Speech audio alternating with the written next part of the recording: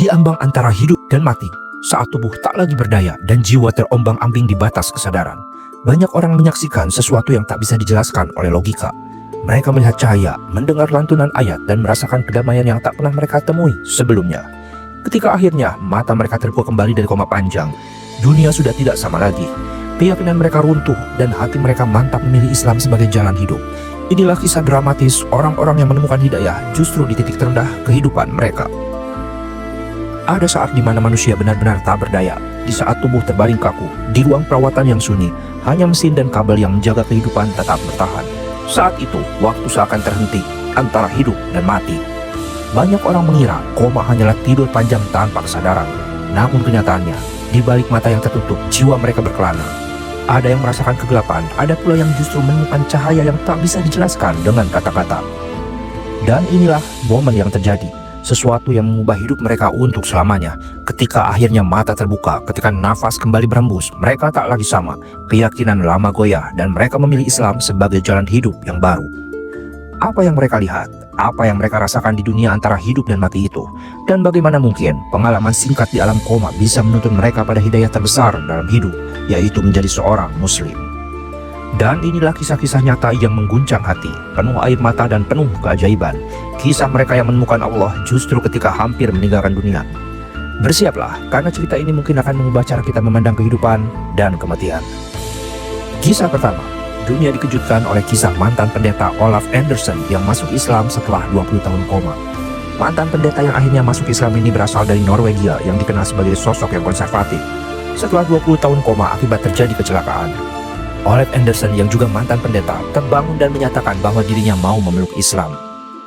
Kisah tersebut menggabungkan antara fenomena medis yang cukup langka dengan transformasi spiritual yang sangat hebat. Kehidupan dan awal karir seorang Olaf Anderson diketahui lahir di Bergen pada tahun 1960 yang tumbuh dalam keluarga Kristen Lutheran yang sangat taat. Ia sudah merasa tertarik pada agama sejak usianya masih muda dan kemudian melanjutkan pendidikan tinggi di Norwegian School of Theology.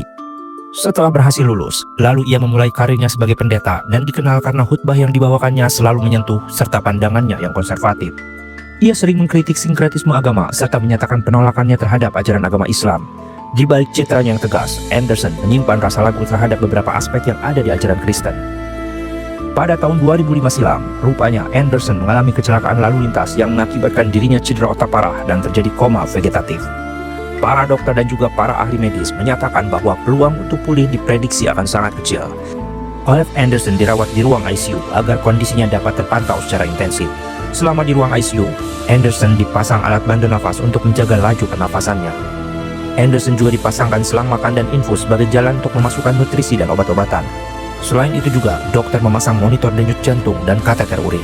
Selain terapi yang sifatnya pendukung, dokter juga melakukan tindakan untuk mengatasi penyebabnya, yaitu cedera pada otak Anderson. Dokter juga memberikan obat-obatan untuk mencegah terjadinya infeksi pada otak Anderson. Selain itu, Anderson juga mendapatkan infus gula untuk mengatasi hipoglikemia. Guna mengurangi pembengkakan di otak, dokter telah melakukan beberapa prosedur penanganan. Para dokter telah menyatakan bahwa peluang kesembuhan Anderson sangat kecil, mengingat cedera otak yang dideritanya cukup parah. Tetapi seperti halnya kehidupan, kematian pun adalah rahasia Allah, karena Allah lah sang pemilik kehidupan. وَمَا كَانَ لِنَفْسٍ أَن تَمُوتَ إِلَّا بِإِذْنِ اللَّهِ كِتَابًا مُؤَجَّلًا وَمَن يُرِدْ ثَوَابَ الدُّنْيَا نُؤْتِهِ مِنْهَا وَمَن يُرِدْ ثَوَابَ الْآخِرَةِ نُؤْتِهِ مِنْهَا وَسَنَجْزِي الشَّاكِرِينَ. Selama masa koma, ada beberapa fenomena aneh yang terjadi pada dirinya. Seorang perawat beragama muslim turut melaporkan bahwa Anderson menunjukkan adanya reaksi terhadap lantunan azan. Studi elektrofisiologis juga menemukan adanya aktivitas gelombang otak yang tidak biasa saat sedang mendengarkan suara azan. Setelah 20 tahun, Anderson akhirnya terbangun dari koma yang ia alami. Anderson mengucapkan 2 kalimat syahadat. Pernyataan tersebut tentu saja menimbulkan kontroversi yang besar di kalangan keluarga dan juga jemaahnya. Pengakuan Anderson ini memicu adanya reaksi yang beragam. Beberapa pihak ada yang meragukan keputusannya untuk mengubah keyakinannya, sementara yang lain melihatnya sebagai suatu fenomena spiritual yang sangat unik. Investigasi medis dan psikologis segera dilakukan untuk melakukan konfirmasi terkait kondisi mental dan spiritual Anderson. Meskipun sempat ragu, para ahli medis dan psikologis internasional menyatakan bahwa Anderson telah sadar penuh dan memiliki perasaan yang sudah stabil. Kisah dari Anderson ini memicu banyak perdebatan tentang kebebasan beragama, pengalaman spiritual, serta validitas perubahan keyakinan. Komunitas muslim menyambutnya dengan banyak reaksi. Sementara itu, gereja Protestan Norwegia menyatakan keprihatinan serta menyerahkan pada evaluasi yang lebih lanjut. Mantan pendeta asal Norwegia yang kini sudah memeluk agama Islam pun kini menyebutnya dirinya sebagai seorang Yusuf Anderson dan melanjutkan perjalanan spiritualnya dengan adanya dukungan dari komunitas lokal setempat. Koma sendiri merupakan tingkatan paling dalam ketika seseorang tidak sadarkan diri. Orang yang mengalami koma tidak dapat merespon terhadap situasi di sekitarnya sama sekali. Penderita koma tidak akan melakukan gerakan, mengeluarkan suara, apalagi membuka mata meskipun sudah dicubit. Berbeda dengan pingsan yang hanya terjadi sementara, hilang kesadaran pada penderita koma terjadi dalam waktu yang lama. Koma sendiri terjadi akibat kerusakan di salah satu bagian otak, baik sementara maupun permanen. Penyebab kerusakan otak ini sangat beragam, seperti stroke, cedera berat di kepala, infeksi, atau penyebab lainnya seperti tumor. Penyebab ini harus diketahui agar dokter bisa menentukan langkah pengobatannya. Penyebab koma sendiri terjadinya kerusakan pada bagian otak yang mengatur kesadaran. Kerusakan tersebut dapat terjadi dalam jangka panjang maupun jangka pendek.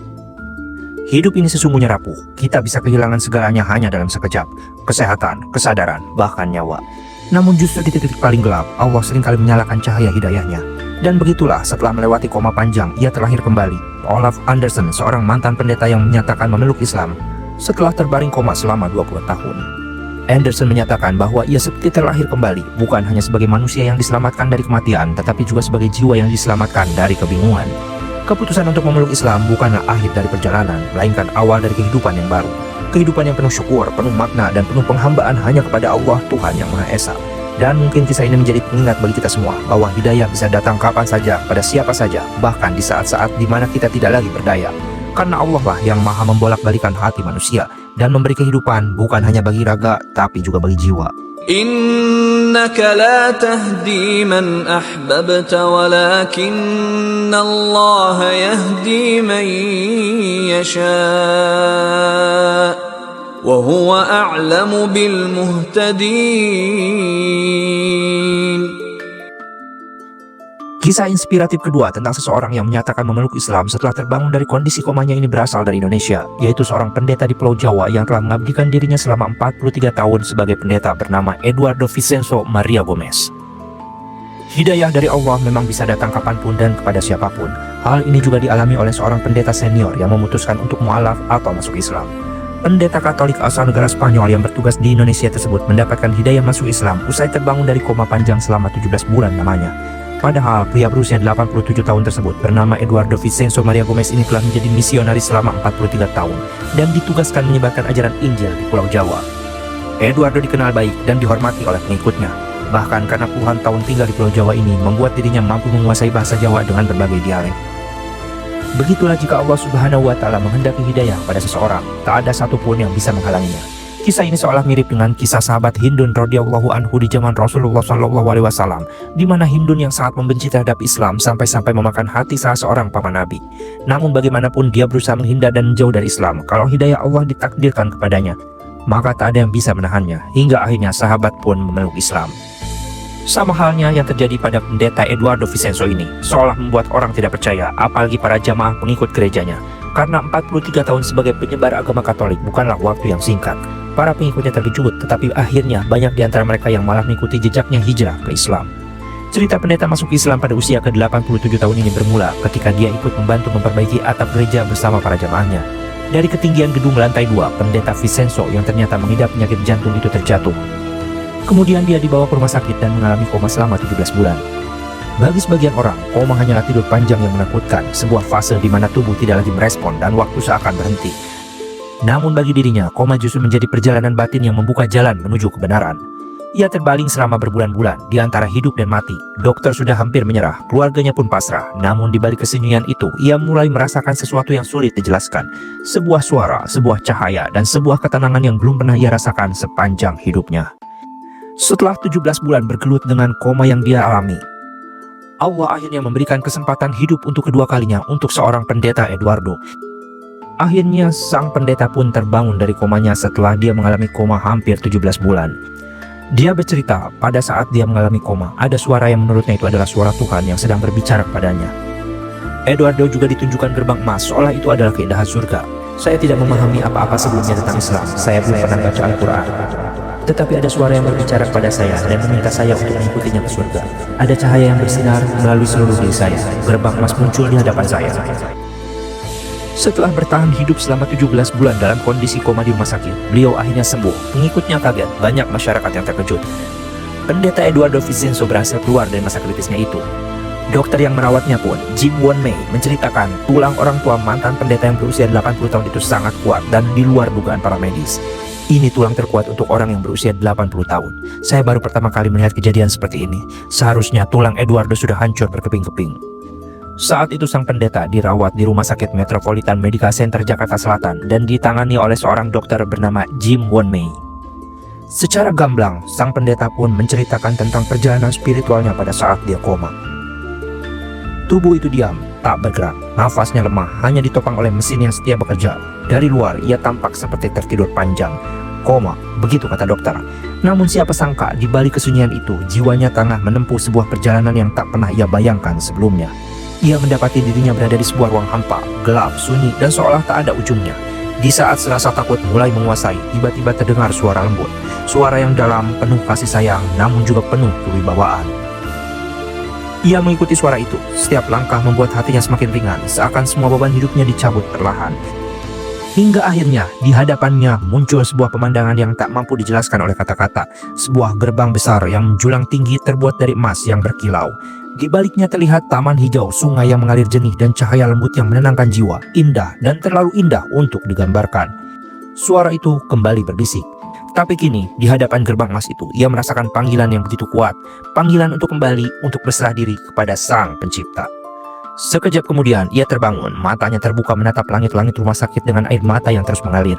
Para dokter terkejut, keluarga menangis bahagia. Tapi ia hanya terdiam, memegang dadanya dan berbisik lirih. Aku telah mendapatkan cahayanya. Aku ingin menyerahkan hidupku kepadanya. Sejak hari itu, ia tak sama lagi. Ia meninggalkan keraguan, meninggalkan kebimbangan dan melangkah mantap menuju Islam. Agama yang mengajarkan penyembahan hanya kepada satu Tuhan yang Maha Esa, tanpa sekutu, tanpa keraguan. Pengalaman di ambang kematian itu benar-benar telah mengubah segalanya. Kadang hidayah datang di saat kita berada di batas kehidupan, karena Allah lah sang pemilik cahaya yang menuntun siapa saja yang ia kehendaki. Jika Allah adalah Allah yang Maha Benar, saya tidak ingin disesatkan ke arah yang salah pada hari penghakiman. Kami percaya Bapak Eduardo, kita semua percaya padanya, jelas salah satu pengikutnya. Mantan pendeta yang masih dalam perawatan medis ini telah memerintahkan pembangunan masjid baru dan pengikutnya sudah bekerja keras untuk mengumpulkan dana yang diperlukan untuk tugas tersebut. Kami berhutang kepada Bapak Eduardo untuk semua yang telah ia lakukan kepada kami. Setelah sembuh dari penyakitnya, sang pendeta pun akhirnya memutuskan untuk memeluk Islam, menyongsong hidayah Allah yang telah ditakdirkan kepadanya dan menjadi pengikut Nabi Muhammad SAW. Perpindahannya menuju Islam membuat sebagian pengikut gerejanya terkejut, tapi cukup menarik. Sudah setengah pengikut Kristennya juga menunjukkan minat pula pada agama Islam. 17 bulan bukan waktu yang singkat untuk terbaring tanpa kesadaran, namun justru dalam sunyi dan gelapnya koma itulah Allah menuntun hatinya menuju cahaya kebenaran. Dari seorang pendeta yang dihormati, ia bangkit sebagai seorang hamba yang berserah diri kepada Sang Pencipta. Keputusan untuk memeluk Islam bukan hal yang mudah. Ia bisa saja kehilangan status, bahkan ditinggalkan oleh keluarga atau sebagian kawan, bahkan harus memulai hidup baru dari awal. Namun ketenangan yang ia rasakan jauh lebih berharga dari semua itu. Karena baginya, hidup setelah koma bukanlah sekedar kesempatan kedua, melainkan kelahiran kembali sebagai seorang muslim. Kisah ini mengajarkan kepada kita bahwa hidayah bisa datang dengan cara yang tak terduga. Kadang melalui ujian, penderitaan, bahkan diambang antara hidup dan mati. Dan ketika Allah berkehendak membuka pintu hati seseorang, tak ada yang mampu menutupnya. Maka nikmat Tuhanmu yang manakah yang kamu dustakan?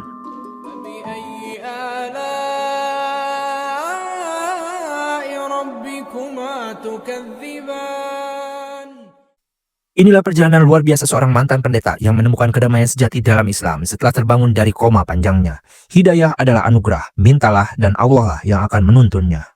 وقالوا الحمد لله الذي هدانا لهذا وما كنا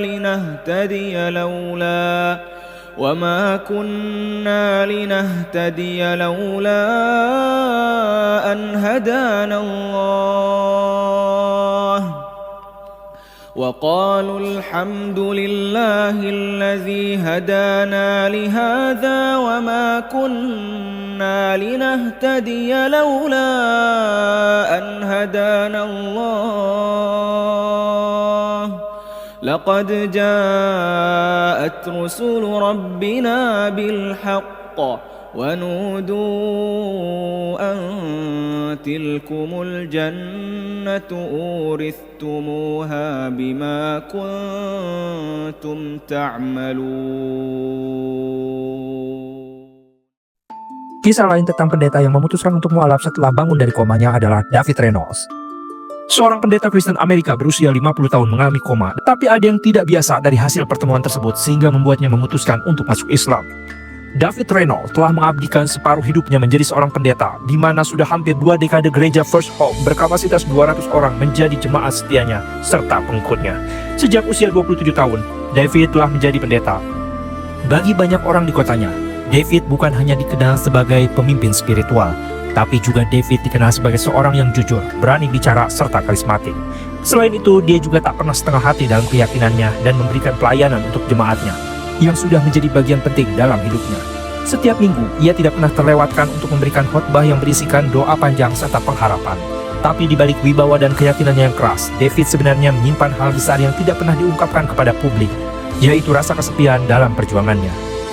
Pagi itu, tidak ada hal yang aneh dengan kondisinya. David menjalani paginya dengan penuh semangat dan penuh antusias, karena dia akan mengisi sebuah kebaktian yang selama ini selalu ditunggu-tunggunya. Pagi itu, dia sudah mempersiapkan tema khutbah yang akan dia bawakan. Dengan penuh semangat, dia akan mengajak seluruh jemaatnya untuk tidak lupa dalam pelayanan serta ibadah. Acara kebaktian pagi itu pun dimulai. Gereja mulai dipenuhi oleh jemaat, dan acara pun terasa hikmat dengan diiringi musik gereja yang mengalun lembut. Para penyanyi paduan suara menyanyikan lagu-lagu pujian. Para jemaat pun mulai menikmati kesakralan ibadah, dan David pun mulai menuju mimbar untuk berkhutbah di depan para jemaatnya. Entah kenapa, sejak masuk menuju gereja, tubuhnya mulai merasakan kedinginan yang tidak biasa. Entah tubuhnya yang salah atau suhu ruangannya terlalu dingin, tapi David sepertinya mengabaikan hal tersebut. Tapi sekitar 20 menit masuk dalam khotbahnya, tubuh David mulai menunjukkan hal yang tidak biasa. Pandangannya seperti mulai berkunang-kunang. Ia mencoba terus bicara, tapi lidahnya mulai menunjukkan hal yang tidak biasa. Mulai kaku, dan pelafalannya pun mulai tidak jelas. Suhu ruangan terasa begitu drastis. Ia sempat berpikir untuk berhenti, tapi semangatnya sebagai pendeta membuatnya terus berdiri. Ia berusaha menyelesaikan kalimat terakhirnya, tapi sebelum sempat menutup dengan doa, tubuhnya roboh di depan semua orang. Jemaat berteriak, beberapa orang langsung berlari ke arah mimbar. Kekacauan terjadi di dalam gereja yang biasanya penuh dengan ketenangan. Petugas medis datang beberapa menit kemudian. David tidak sadarkan diri. Ia langsung dibawa keluar gereja dan ditandu serta dilarikan ke rumah sakit. Di rumah sakit, dokter menyatakan bahwa David mengalami serangan jantung besar. Kabar tersebut pun langsung tersebar di media lokal. Gereja membuka ruang doa khusus dan ratusan jemaat berdatangan setiap hari. Mereka percaya pendeta mereka akan sembuh. Mereka yakin Tuhan tidak akan membiarkan pelayanannya mati begitu saja. Tapi sementara itu, tubuh David terbaring lemah. Pikirannya dibawa ke tempat lain dan David pun dinyatakan koma. Di ruang UGD rumah sakit kota, dokter langsung mengambil alih. Jantung David berdetak cepat dan tekanan darahnya turun drastis. Tim medis bekerja cepat memberikan suntikan. Setelah 2 jam, dokter keluar dari ruang perawatan intensif. Wajahnya lelah. Dokter menyatakan bahwa kondisi David sedang kritis dan tidak sadarkan diri. Dokter belum bisa memastikan kapan atau apakah ia akan tersadar. Bak disambar petir, seluruh keluarga David tersentak dengan ucapan dokter tersebut. Gereja juga mengirim perwakilan untuk berdoa bersama. Di kota kecil itu, nama David Reynolds menjadi berita utama. Seorang pendeta jatuh saat berkhutbah di hari Paskah. Banyak yang menyebutnya sebagai ujian iman. Sebagian percaya itu serangan spiritual. Tapi satu hal yang jelas, semua yang mengenalnya tahu, jika ada seseorang yang pantas mendapat keajaiban itu adalah David. Namun tidak ada yang tahu bahwa di balik tubuh yang koma itu, pikiran David sedang berada di suatu tempat yang tak pernah ia bayangkan. Sebuah tempat tanpa batas, sebuah ruang di mana suara-suara tidak berasal dari manusia, dan di mana kebenaran datang dalam bentuk yang paling mengejutkan. Ia tidak tahu berapa lama ia terbaring dalam kondisi seperti itu. Tidak ada waktu, tidak ada rasa, tidak ada tubuh yang bisa digerakkan. Ia hanya merasa seolah sedang melayang di ruang yang hampa. Hanya kesunyian dan hanya David sendiri yang merasakan. Kemudian dari keadaan itu muncullah sesuatu. Pertama-tama adalah seberkas cahaya. Tidak menyilaukan mata, tapi sangat terang seperti fajar yang menyingsing perlahan di balik kegelapan. Bukan cahaya lampu rumah sakit, bukan cahaya lampu operasi, tapi cahaya yang tak bisa dijelaskan dengan kategori biasa. Tidak berasal dari satu sumber, tapi ada di mana-mana. Tidak menyakitkan, tapi membuat seluruh kesadaran terbuka. David mulai merasakan bahwa seperti ada yang memperhatikannya, tapi bukan dengan tatapan. Sosok itu seperti memperhatikannya, tapi dengan pemahaman yang dalam, seperti segala pikiran dan niatnya yang terbuka, begitu saja. David pun seperti merasa kebingungan. Tempat ini asing baginya. Tempat ini tidak begitu menakutkan. Tapi karena tempat itu tidak sesuai dengan apapun yang pernah ia pelajari. Tidak seperti menggambarkan surga dalam kitab. Tidak ada tahta, tidak ada malaikat bersayap, tidak ada nyanyian pujian, tidak ada api neraka. Yang ada hanya kesunyian dan kehadiran sesuatu yang tak pernah ia mengerti. Ia mencoba memahami, ia mencoba mengingat apa yang diajarkan Alkitab. Ia berusaha meyakinkan diri bahwa ia sedang menunggu penilaian atau mungkin penghakiman. Tapi tidak ada suara yang datang dari langit ataupun dari sisi manapun. Namun perasaan bahwa ia sedang diawasi terus bertambah kuat. Dan akhirnya dari cahaya yang memenuhi ruangan itu, sebuah sosok perlahan muncul. Tidak ada ketakutan yang muncul dari diri David ketika sosok itu berada di hadapannya. Tapi ada sesuatu pada sosok itu yang membuat David langsung mengerti. Ini bukan manusia biasa, tapi sosok itu tidak membuatnya merasa takut, justru merasa tenang. Tidak ada dialog, tidak ada suara yang terdengar melalui telinganya, tapi ada pikiran yang langsung mengalir ke dalam dirinya. Sebuah pesan, sebuah kebenaran, tidak berbentuk kalimat.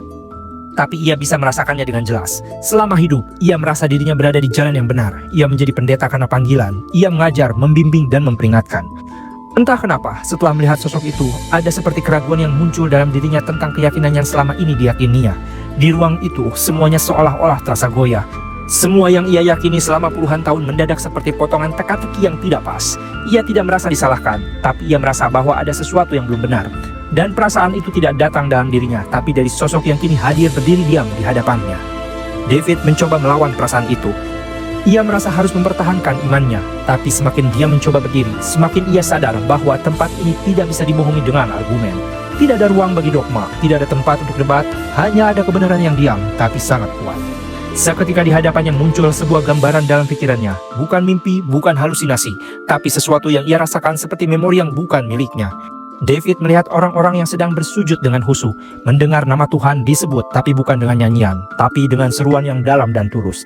Tidak ada patung, tidak ada simbol, hanya penyembahan yang langsung tanpa perantara, dan ia menyadari bahwa itu adalah gambaran Islam. Memori itu datang dengan ketenangan yang membingungkan, dan di tengah-tengah semua itu muncul sebuah pemahaman yang sangat kuat. Bukan dalam bentuk kata-kata, tapi dalam bentuk kepastian batin bahwa selama ini dia salah. Tidak sepenuhnya salah. Ia tahu bahwa niatnya baik, tapi jalan yang ia tempuh tidak membawa ke arah yang benar. Ia menyembah seseorang yang tidak pernah minta untuk disembah. Tubuh David terasa ringan. Ia tidak tahu apakah ia akan kembali. Dia juga tidak tahu apakah ia akan diizinkan untuk membawa pemahaman ini ke dunia nyata. Tapi sebelum segalanya menghilang, satu pikiran terakhir mengalir ke dalam dirinya. Bukan sebagai perintah, tapi sebagai tanggung jawab. Jika kamu kembali, sampaikan kebenaran itu bukan untuk membenci, tapi untuk mengkoreksi. Lalu segalanya menghilang, cahaya meredup, kesadaran mulai ditarik kembali, ruang putih memudar menjadi gelap. Sedikit demi sedikit, keadaan yang tenang itu mulai berubah. David mulai merasakan ada yang berbeda pada tubuhnya. Sekelilingnya yang awalnya begitu hangat berubah menjadi dingin. Nafasnya mulai terasa berat. David seperti mulai bisa mendengar suara-suara dengan sayup-sayup. Ternyata suara itu adalah suara mesin monitor yang mulai terdengar pelan, seperti tanda bahwa tubuhnya bersiap untuk bangun. Di sudut ruangan, seluruh keluarga masih dalam kecemasannya, mengharapkan sebuah keajaiban bisa segera terjadi. Sudah 3 hari sejak David dinyatakan koma, para dokter tidak berani memberi harapan palsu. Mereka hanya mengatakan bahwa segala kemungkinan bisa terjadi. Bisa pulih, bisa bertahan dalam kondisi vegetatif, atau tidak pernah kembali sama sekali. Dalam doa yang tidak pernah berhenti diucapkan, seluruh keluarga terus memacu keyakinannya bahwa semua ini akan segera berakhir dan sosok yang mereka cintai ini akan segera pulih seperti sedia kala. Keajaiban dari sang pencipta pun sepertinya mulai diperlihatkan. Perlahan jari-jari tangan David bergerak. Sangat kecil, hampir tak terlihat. Hanya sebagian keluarga yang melihatnya. Setelah itu kelopak mata David bergerak. Detik berikutnya matanya terbuka sedikit. Tapi kali ini seluruh keluarga melihat keajaiban tersebut dan langsung segera menghampiri David. Mata David mulai terbuka. Sedikit demi sedikit matanya mulai mengisi ruangan. Dia seperti kebingungan, seolah baru melihat dunia untuk pertama kalinya. Dia memejamkan mata beberapa kali, lalu menoleh pelan ke arah suara istrinya. Perawat dan dokter masuk beberapa menit kemudian untuk melakukan pemeriksaan dengan cepat.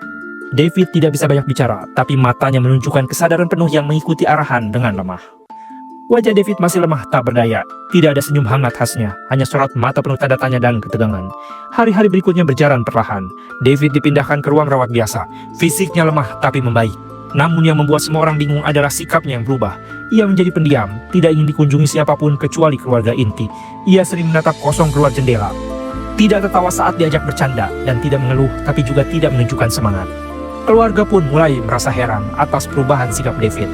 Mereka pun mulai mencoba membuka percakapan, mencoba membuatnya lebih bicara lebih dalam lagi. Tapi setiap kali ia bertanya tentang apa yang terjadi saat David koma, David hanya menjawab pendek, "Aku cuma butuh waktu." Akhirnya David pun diperbolehkan pulang. Di rumah, sang istri mulai mencoba menciptakan suasana senormal mungkin. Ia memasak makanan favorit suaminya, memutar musik kesukaannya, dan bahkan mengatur ulang ruang kerja David agar lebih nyaman. Namun semua itu tidak mengubah suasana hati David. Suatu malam, ia duduk sendiri di ruang kerjanya. Sang istri melihat sang suami sedang serius membaca sesuatu di layar laptopnya. Sesuatu yang membuat wajahnya tampak serius. Dengan penasaran, sang istri pun mendekat melihat apa yang sedang dibaca oleh sang suami. Dan betapa terkejutnya dia bahwa sang suami sedang membaca tentang Al-Quran. David merasa seperti ada tirai tipis yang memisahkan dirinya dengan dirinya yang dulu. Ia tidak berani bicara terlalu cepat. Ia belum berani mengaku pada siapapun. Tapi satu hal yang ia tahu, apa yang ia alami selama koma bukan mimpi, bukan hayalan, bukan pula reaksi otak menjelang mati. Itu nyata dan itu mengguncang segalanya. Untuk pertama kalinya dalam hidupnya, David merasa sendirian. Bukan karena ditinggalkan orang lain, tapi karena ia berdiri di persimpangan antara semua yang pernah ia yakini dan semua yang kini mulai ia pahami. Dan di tengah sunyi malam, ia hanya bisa memejamkan mata dan berharap semoga ia tidak salah melangkah. Hari-hari setelah pulang dari rumah sakit terasa seperti berjalan di atas dua dunia. Bagi keluarga David Reynolds, seorang pendeta yang sedang memulihkan diri dari serangan jantung dan koma. Tapi bagi David sendiri, ia adalah pria yang telah meninggalkan sebagian jiwanya di suatu tempat yang tak bisa ia jelaskan kepada siapapun. Ia bangun lebih pagi dari biasanya, sering duduk berjam-jam di kursi belakang rumah sambil menatap langit pagi. Ia tidak lagi berdoa seperti dulu, ia tidak lagi membuka Alkitab. Ia hanya diam seolah menunggu sesuatu datang dari dalam dirinya. Namun yang datang bukanlah kedamaian. Yang datang adalah dorongan semakin kuat untuk mencari jawaban. David mulai mencari tahu tentang Islam. Setiap kata yang ia ketik terasa berat. Ia seperti mengkhianati dirinya sendiri. Tapi di sisi lain, setiap informasi yang ia temukan membuat hatinya bergetar. Ia membaca ayat demi ayat dalam terjemahan Al-Quran. Tidak semuanya dia mengerti, tapi satu hal yang tidak bisa ia sangka, tidak ada bagian yang mengajak untuk menyembah manusia. Semua mengarahkan kepada Tuhan yang satu tanpa bentuk. Dia mulai membaca semuanya sambil bertanya dalam hati, kenapa aku tidak tahu semua ini sebelumnya? Namun dalam dirinya, dalam diamnya David menyimpan semuanya rapat-rapat. Dia belum siap untuk berbicara, ia belum siap menjadi musuh di rumahnya sendiri. David mulai menunjukkan sikapnya yang berubah. Keluarganya mulai menanyakan tentang rencana kembarnya David untuk memberikan pelayanan di gereja karena sudah banyak jemaat yang merindukan khotbahnya. Ia membaca ulang, mencoba menemukan sesuatu yang bisa menguatkan keyakinannya seperti dulu. Tapi yang ada hanyalah kebingungan yang tumbuh semakin dalam. Sudah hampir sebulan sejak David Reynolds keluar dari rumah sakit. Secara fisik, ia pulih dengan baik. Tapi di dalam keyakinan David sepertinya belum sepenuhnya pulih. Kehidupan sehari-harinya telah berjalan seperti biasa. Ia masih berjalan pagi, minum teh di dapur, dan duduk di ruang kerja sambil membaca. Tapi yang ia baca bukan lagi kitab-kitab Kristen seperti dulu. Ia menyelami bacaan-bacaan yang dulunya ia tolak mentah-mentah. Tafsir Al-Quran, kisah para nabi dalam Islam, bahkan biografi Nabi Muhammad SAW. Hari itu, David merasa sesuatu yang berbeda. Ada dorongan yang kuat. Ada dorongan yang kuat untuk bicara bukan kepada keluarganya, bukan kepada jamaat, tapi kepada seseorang yang bisa mengerti tanpa menghakimi. Ia butuh seseorang yang tidak melihatnya sebagai pendeta. Ia butuh seseorang manusia biasa yang cukup tenang untuk mendengarkan apa yang telah mengguncang dunia batinnya sekarang ini. David pun menghubungi seseorang yang selama ini hanya ia kenal sekilas, seorang pria bernama Yusuf, seorang muslim keturunan Pakistan yang tinggal tak jauh dari pusat kota. Dulu Yusuf pernah datang ke gereja dalam acara lintas agama. David ingat betul bagaimana pria itu menjawab pertanyaan dengan tenang. Bahkan ketika beberapa orang mencoba menyudutkannya dengan nada merendahkan, Yusuf tidak tersinggung. Ia hanya tersenyum lalu menjawab dengan akal dan hati, dan itulah yang kini David butuhkan. David mulai menceritakan segalanya kepada Yusuf, dan dengan sabar Yusuf mendengarkan ceritanya itu. Saat itu, Yusuf benar-benar hanya mendengarkan, tidak ada seruan darinya untuk David bisa memeluk Islam. Yusuf hanya meyakinkan bahwa hidayah itu datangnya dari Allah, dan ikutilah kata hatimu. Keputusan David untuk menemui Yusuf sepertinya sudah tepat. Tidak ada penghakiman, tidak ada penuntutan, dan semuanya kembali kepada diri David sendiri. Suatu malam, setelah semua tidur, David duduk di ruang kerjanya. Tangannya gemetar saat membuka Al-Quran, dan saat itu dia membaca surat Al-Ikhlas dengan pelan-pelan. Qul huwallahu ahad, Allahus samad, lam yalid wa lam yulad, walam yakul lahu kufuwan ahad. Air matanya mengalir tanpa ia sadari. Saat itu ia tidak mendengar suara atau mimpi, tapi yang datang adalah ketenangan yang sederhana, tenang yang tidak menuntut. Untuk pertama kalinya sejak koma itu, hatinya tidak ragu. Dia yakin waktunya telah tiba, dan pilihan itu bukan lagi antara dua dunia, tapi antara menjadi orang hidup setengah hati atau menjadi orang yang jujur seutuhnya. Hari itu, ia sudah tahu apa yang harus ia lakukan. Keputusan itu tidak muncul dalam satu malam. Ini adalah hasil dari berbulan-bulan pergulatannya. Doa-doa dalam diam, air mata, kehilangan, dan keberanian untuk jujur kepada dirinya sendiri, dan kini segalanya sudah mantap.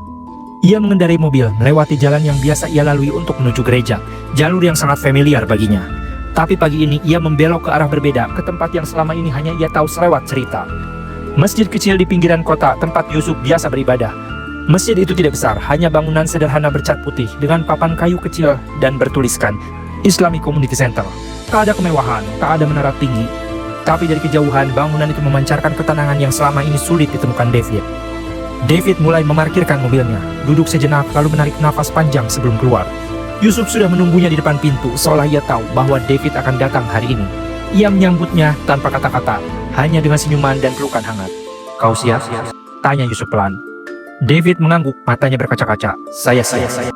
Di dalam masjid tersebut, terlihat suasana yang sepi, tak ada keramaian dan kerumunan. David duduk, tak ada naskah, tak ada teks yang perlu dibaca panjang, hanya satu kalimat yang akan mengubah hidupnya. "Sebelum Anda bersyahadat, apakah Anda yakin bahwa ini adalah keputusan Anda sendiri? Bukan karena tekanan atau kebingungan." David menatap mata sang imam dan mengangguk dengan penuh keyakinan. Kemudian dengan suara pelan tapi jelas, David mengucapkan 2 kalimat syahadat. Begitu kalimat selesai, David merasa seperti beban berat yang selama ini menindih dadanya pelan-pelan terangkat. Ia tidak menangis, tapi ada sesuatu di dalam dirinya yang pecah. Bukan karena duka, melainkan karena lega. Untuk pertama kalinya dalam hidup, ia merasa utuh, dan sang pendeta pun akhirnya bersyahadat.